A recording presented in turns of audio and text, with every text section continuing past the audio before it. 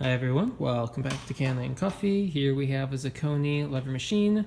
This was brought in because there was no power and no heat, and we found that the fuse had gone bad, and so no power could go anywhere.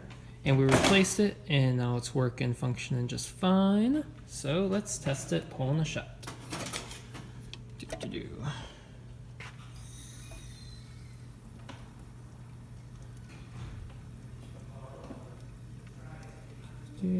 Just keep the lever up here a moment, allow enough water to make it into the brew chamber, infuse, and now we will descend.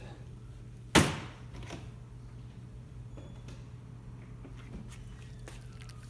good.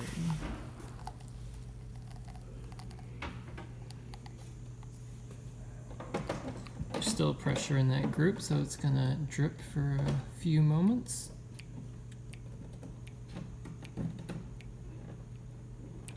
And there you have it.